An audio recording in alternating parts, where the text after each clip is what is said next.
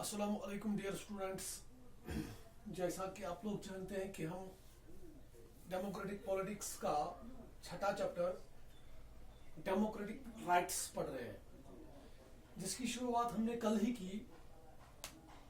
शुरुआत में हमने कुछ important words with their meanings देखे, जिसमें से अगर मैं आपको याद दिलाऊं तो कल हमने इंटरनेशनल एमनेस्टी के बारे में पढ़ा, हमने स्लेवरी सिस्टम को देखा, हमने माइनॉरिटी मेजॉरिटी को देखा, हमने राइट्स को देखा। तो आज हम इस टॉपिक को शुरू करेंगे कि हम आज देखेंगे कि राइट्स होते क्या है, इनमें कौन कौन से कैरेक्टर्स होने चाहिए और किस किस किस्म के राइट्स है।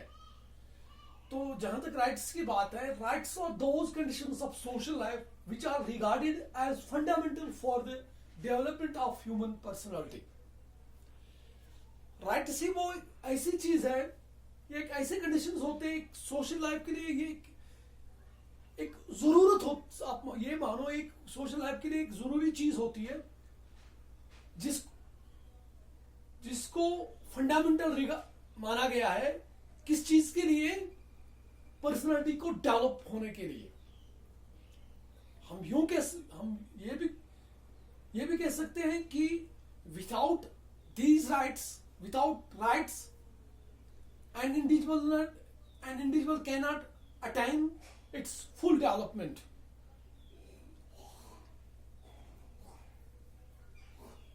तो इंसान को डेवलप होने के लिए राइट्स का होना जरूरी है।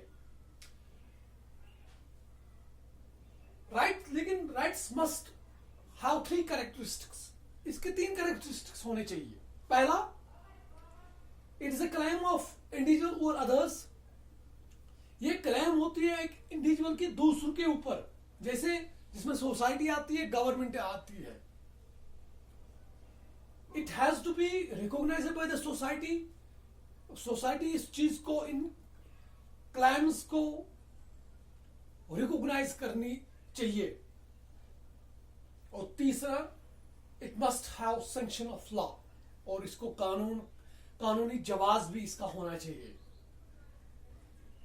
जो लॉ ऑफ द लैंड हो उसमें ये चीज मेंशन होनी चाहिए। अब जहां तक राइट्स की बात है, rights are of different types. मैंने आपको कल भी कहा कि ये राइट्स जो है ये बहुत सारे किस्म के हैं। अगर जैसे civil rights, right to life, जिसमें राइट टू लाइफ आता है। जैसे हमारे पास सिविल राइट है, सिविल राइट में अगर आपको एग्जांपल देनी होगी तो आप राइट टू लाइफ बोल सकते हैं कि right to life is our civil right. Political right, right to vote, जो हम वोट अपना कास्ट करते हैं, ये एक हमारी क्लेम होती है, जो कि as per the political right, जो कि हमारा एक हक होता है। जैसे हम वोट कास्ट करते हैं, वो हमारा हक होता है वोट, लेकिन उसके लिए सर्टेन कंडीशंस है कि एक तो above the age of 18 years होना चाहिए, दूसरा वो मेंटली साउंड होना चाहिए, और फिर उसके बाद economic rights, right to work, ये हमारा इकोनॉमिक राइट है। Social right, right to education, जैसे यहाँ पे आपको मैं याद दिला दूं, ये वाला जो है राइट टू एजुकेशन, ये बहुत हद तक इसको फंडामेंटल राइट्स की लिस्ट में लाया जा रहा है। ये इतना कंपलसरी बन चुका है कि इसको अब, जैसे कि मैं आपको बता दूं कि फंडामेंटल राइट्स की जो लिस्ट जो है, फिरिस्त जो है, नंबर जो है वो 6 है, लेकिन जो राइट टू एजुकेशन है इसको 7वां मनाया जा रहा है। कल्चरल राइट, जिसमें हमारा राइट टू कल्चर, जैसे कोई सिख कम्युनिटी से है, उसको पगड़ी बांधना उसका कल्चर है। जैसे और किसी कल्चर में कोई चीज होती है, वो लोग उस कल्चर के मानने वाले लोग, फॉलोअर्स जो होते हैं, वो उस चीज को अडॉप्ट करके चलते हैं, तो वो उनका कल्चरल राइट होता है। जैसे हम लोग कश्मीरी लोग सिर्फ विंटर में हम फेरन पहनते हैं, that is our cultural right, हम पहन सकते हैं। हाँ, rights have to be there if democracy has to flourish.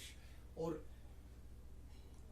Rights का होना एक डेमोक्रेसी में, एक जमहूरियत में, अगर जमहूरियत को आगे बढ़ना है, इसको तरक्की करनी है, तो राइट्स का होना बहुत ही जरूरी है। तो इस तरह से अब आज हमने ये देखा कि राइट्स होते क्या है, ये किस चीज के लिए जरूरी होते हैं, ये हमारी, अब आप बच्चों ये याद रखो कि राइट्स एक इंडिविजुअल की पर्सनालिटी को डेवलप करने में राइट्स बहुत ही ज्यादा जरूरी होते हैं, लेकिन इन राइट्स के लिए 3 करेक्टर्स का होना जरूरी होता है। जैसे ये क्लेम होती है इंडिविजुअल की दूसरों के ऊपर, जैसे सोसाइटी या गवर्नमेंट के ऊपर।